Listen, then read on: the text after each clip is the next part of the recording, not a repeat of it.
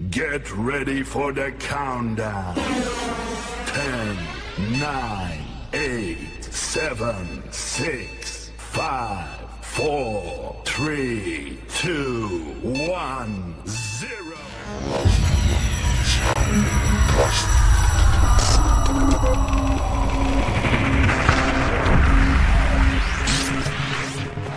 Kami dari kelompok 6 atas nama Wahdaniyah dan Leli Fitri Oktari akan menjelaskan tentang model pembelajaran learning cycle 5E dan contoh penerapan pada pembelajaran fisika. Sebelum kami menjelaskan apa itu model pembelajaran learning cycle 5E dan contoh penerapan pada pembelajaran fisika, terlebih dahulu kami akan menjelaskan apa itu model pembelajaran.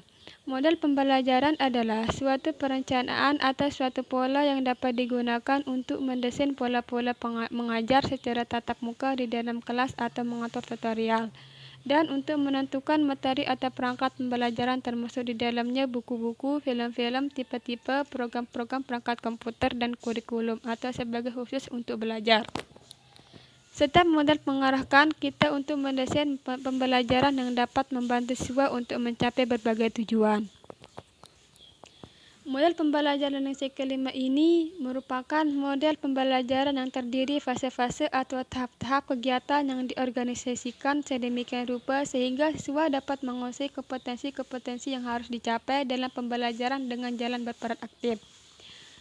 Pada model pembelajaran learning cycle 5 ini berpusat pada siswa atau student center, dengan kegiatan yang memberikan dasar untuk observasi, pengumpulan data, analisis tentang kegiatan, peristiwa, dan fenomena.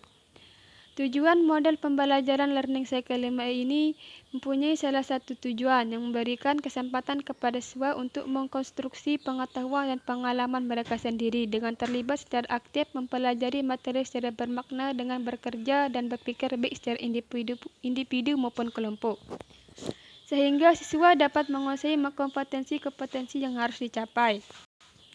Fase-fase atau tahap-tahap model pembelajaran learning cycle 5E. Yang pertama yaitu fase pendahuluan. Pada fase ini, guru berusaha membangkitkan dan mengembangkan minat dengan keinginan siswa tentang topik yang akan diajarkan. Yang kedua yaitu fase eksplorasi. Pada fase ini, siswa diberi kesempatan untuk bekerja sama dalam kelompok kecil tanpa pengajaran langsung dari guru untuk menguji prediksi, melakukan dan mencatat pengamatan serta ide-ide melalui kegiatan telaah pustaka dengan dipandu oleh guru. Yang ketiga yaitu fase penjelasan. Pada fase ini, kegiatan belajar bertujuan untuk melengkapi, menyempurnakan, dan mengembangkan konsep yang diperoleh siswa. Guru mendorong siswa untuk menjelaskan suatu konsep yang dipahaminya dengan kata-katanya sendiri. Yang keempat yaitu fase penerapan atau elaboration. Pada fase ini, kegiatan belajar mengarahkan siswa untuk menerapkan konsep yang telah dipahami dan keterampilan yang dimiliki pada situasi baru. Yang terakhir yaitu fase evaluasi.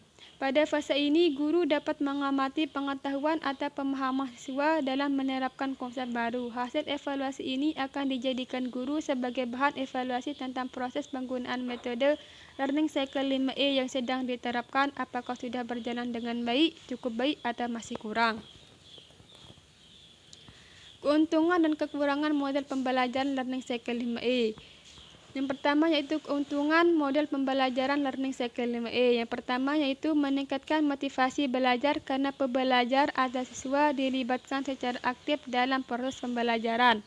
Yang kedua yaitu membantu mengembangkan sikap ilmiah pembelajar. Yang ketiga yaitu pembelajaran menjadi lebih bermakna.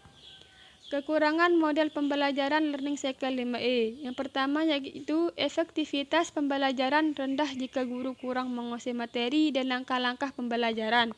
Yang kedua yaitu menuntut kesungguhan dan kreativitas guru dalam merancang dan melaksanakan proses pembelajaran. Yang ketiga yaitu memerlukan pengelolaan kelas yang lebih terencana dan terorganisasi. Yang keempat yaitu memerlukan waktu dan tenaga yang lebih banyak dalam menyusun rencana dan melaksanakan pembelajaran. Contoh penerapan model pembelajaran learning cycle 5E pada fisika mata pelajaran fluiditas statis. Tahap-tahap. Yang pertama yaitu examen. Aktivitas guru. Yang pertama yaitu guru membangkitkan minat dan keinginan tahuan siswa dengan cara memberikan pertanyaan-pertanyaan awal atau menginformasikan fenomena dalam kehidupan sehari-hari berkaitan dengan fluidostatis, serta mendorong siswa untuk mengingat pengalaman sehari-hari yang berkaitan dengan materi fluidostatis. Yang kedua yaitu guru memberikan kesempatan bertanya pada siswa mengenai fenomena yang berhubungan dengan fluidostatis. Aktivitas siswa. Yang pertama yaitu memberikan respon terhadap pertanyaan yang diberikan guru. Yang kedua yaitu siswa mengajukan pertanyaan tentang materi fluidostatis. Tahap yang kedua yaitu exploration. Aktivitas guru. Yang pertama yaitu guru meminta siswa berdiskusi dalam kelompok tentang materi yang dipelajari dengan melengkapi soal eksplorasi pada LKS. Yang kedua yaitu guru mengamati kerja siswa dalam kelompok. Jika siswa mengalami kesulitan, guru memberikan arahan. Aktivitas siswa. Yang pertama, siswa berdiskusi tentang materi fluidostatis dengan cara melengkapi soal eksplorasi pada LKS. Tahap yang ketiga yaitu explanation. Yang pertama yaitu guru memilih kelompok untuk menjelaskan hasil diskusi di depan kelas atau pemilihan kelompok dengan cara pengundian. Yang kedua yaitu guru mengarahkan agar terjadinya diskusi kelas dengan cara meminta siswa lain untuk menanggapi dan mengkritisi. Yang ketiga yaitu guru memberikan penjelasan materi kepada siswa. Yang keempat, guru membenarkan konsep yang diperoleh siswa jika terjadi miskonsepsi terhadap materi fluidostatis. Aktivitas siswa. Yang pertama yaitu siswa menjelaskan hasil diskusi kelompoknya di depan kelas. Yang kedua yaitu siswa lain menanggapi dan mengkritisi hasil diskusi kelompok penyaji. Yang ketiga yaitu menjawab pertanyaan-pertanyaan dari siswa lain atau diskusi kelas. Tahap yang keempat, elaboration. Aktivitas guru. Yang pertama yaitu guru membimbing siswa menerapkan konsep-konsep fluidostatis dalam situasi yang baru dengan cara memberikan soal elaboration pada LKS. Yang kedua yaitu guru meminta siswa mengumpulkan LKS untuk diperiksa. Aktivitas siswa. Yang pertama yaitu siswa menerapkan konsep-konsep yang telah dipelajari dengan cara mengerjakan soal-soal pada LKS tetap duduk dalam kelas. Yang kedua yaitu siswa mengumpulkan LKS. Yang terakhir yaitu evaluation. Aktivitas guru. Yang pertama, guru memberikan soal evaluasi terhadap pengetahuan siswa. Aktivitas siswa. Yang pertama yaitu siswa mengerjakan soal-soal evaluasi yang telah diberikan oleh guru. Mungkin hanya itu yang dapat saya sampaikan, kurang lebihnya mohon dimaafkan. Wabillahi taufiq wal hidayah. Wassalamualaikum warahmatullahi wabarakatuh.